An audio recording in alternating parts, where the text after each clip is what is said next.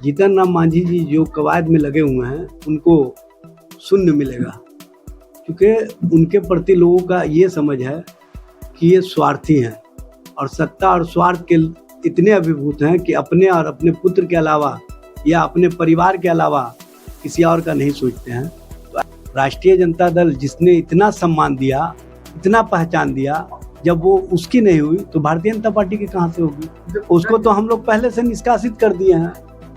चाहे वो सम्राट चौधरी जी से मिले, चाहे नितिन नवीन से मिले या नरेंद्र मोदी और अमित शाह से मिल ले, इनको कुछ मिलने नहीं जा रहा है। सबसे पहले तो ये स्पष्ट करें कि अगर ये बहन अपने आप को मानी होती तो ये पहले ही से बगावत नहीं की होती। और बगावत देखिए, 9 सीटों पर चुनाव होना है, 1 सीट नीतीश कुमार जी का उपचुनाव में है जो निर्विरोध होंगे। लेकिन भारतीय जनता पार्टी और जनता दल यू जो अंदर खाने समझौता किए हुए हैं कि हम लोग ज़्यादा से ज़्यादा सीटों पर चुनाव लड़ें, और जो अलायंस पार्टनर हैं, चाहे राष्ट्रीय लोक मोर्चा हो, चाहे लोजपा रामविलास हो या हम पार्टी हो, इन लोगों को ये लोग बाहर का रास्ता दिखाना चाहते हैं। लेकिन चूँकि लोजपा के पास 19 एमएलए है, इसलिए लोजपा तो 1 सीट ले ही लेगी। और राष्ट्रीय लोक मोर्चा से भारतीय जनता पार्टी ने पहले ही उनके सुपुत्र के संबंध में वादा कर रखा है।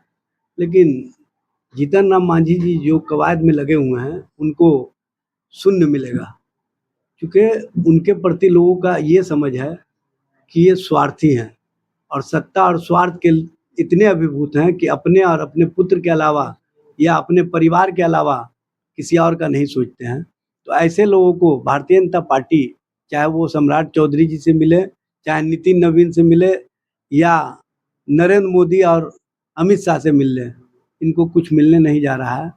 और आने वाले समय में और चुनाव परिणाम के समय आप देखेंगे कि इन लोगों का जो नूरा कुश्ती का खेल है भयावह रूप लेगा।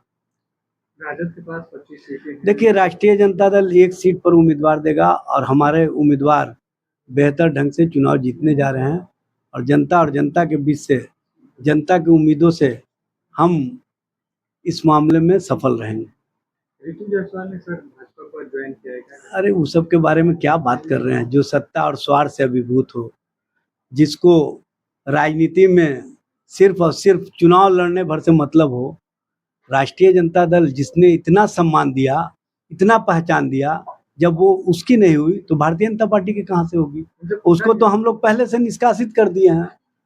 उनसे पूछा गया कि आप तेजस्वी यादव को भाई मानती हैं और राखी बांधती हैं, तो उन्होंने कहा कि जब रोहिणी ही नहीं हुए तो मेरे कैसे? सबसे पहले तो ये स्पष्ट करें कि अगर ये बहन अपने आप को मानी होती तो ये पहले ही से बगावत नहीं की होती। और बगावत करके किस तरह की भाषा बोल रही है, इसी से समझ में आता है कि इनका जो राजनीतिक सोच है और राजनीतिक जो कहीं ना कहीं आकांक्षा है, ये स्वार्थ वाली आकांक्षा है और स्वार्थी कहीं टिकता नहीं है।